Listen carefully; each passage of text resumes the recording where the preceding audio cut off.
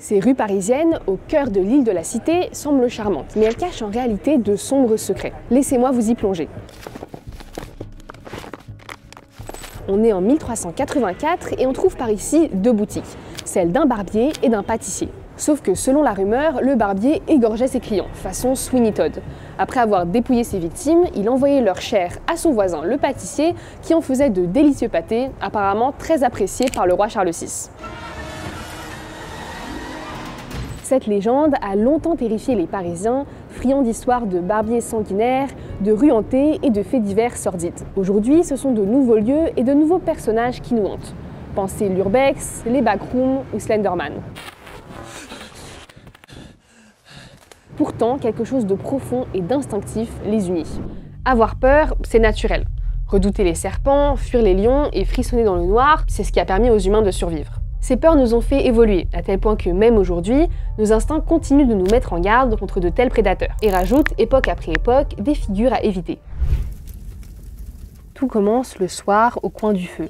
Les textes religieux et les mythologies grecques, égyptiennes ou romaines regorgeaient déjà de monstres, d'esprits et de terrifiants mondes parallèles. Pensez chimères, gorgones, cerbères. Et puis au Moyen-Âge, des poèmes racontent des histoires de fantômes, mais aussi de démons et d'exorcismes. Le fantôme, généralement, était considéré comme l'avatar d'une forme de culpabilité, d'une personne qu'on n'a pas pu secourir ou d'une personne qui a été condamnée à tort, par exemple. Le monstre, celui qui nous angoisse, c'est parce qu'on le reconnaît, parce qu'on se reconnaît dedans. Et quelle est cette essence du monstrueux? C'est celle d'être incatégorisable, celle d'être dans un perpétuel entre-deux. Mais c'est surtout au XVIIIe et au XIXe siècle que les légendes et la tradition orale laissent place à la littérature d'horreur. C'est l'arrivée du roman gothique, et donc des vampires.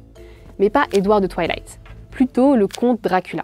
Un monstre, un étranger et un aristocrate. C'est un monstre sexuel, sensuel. Les vampires, ce sont des hommes séduisants qui s'attaquent à des jeunes filles ou des jeunes femmes. Et alors, quelle différence pourrait-on dire effectivement entre, par exemple, Dracula et le héros de Twilight? Depuis la deuxième moitié du XXe siècle, on a des monstres qui sont de plus en plus sympathiques, de plus en plus humains, surtout pour le vampire, effectivement. Le XIXe siècle, c'est aussi la naissance du monstre de Frankenstein.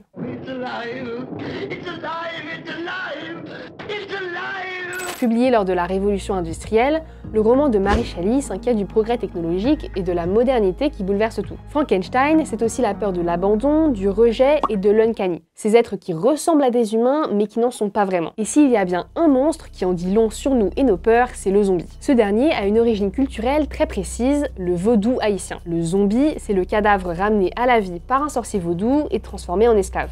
C'est une peur de contamination, c'est une peur de perdre son individualité, d'être submergé par une menace qui ravage tout sur son passage. Elle peut être la peur d'un capitalisme débridé. Et ce qui est terrible avec le zombie, c'est qu'aucune cohabitation n'est possible. C'est soit eux, soit nous. Vous l'aurez compris, les monstres apparaissent dans des périodes de grands bouleversements socio-culturels et ensuite ils continuent d'évoluer pour nous hanter. Une créature comme le fantôme, qui appartient a priori au passé, se réincarne sous la forme de Slenderman, qui est pourtant un véritable monstre d'internet. En fait, les nouvelles technologies engendrent de nouveaux monstres, de la photographie, du cinéma, des enregistrements. Tout ça, ce sont des moyens qui permettent de garder en vie, en quelque sorte, des personnes mortes.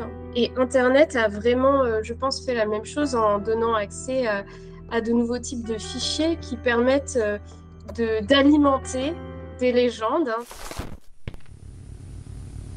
En parallèle, les monstres deviennent de plus en plus humains, notamment grâce à la pop culture. On peut s'identifier et avoir de l'empathie pour les vampires de Vampire Diaries ou de Twilight. Et dans les séries de zombies, ce sont plutôt les survivants qui sont à craindre. Comme si au final, la peur ultime et le vrai monstre, c'était l'homme.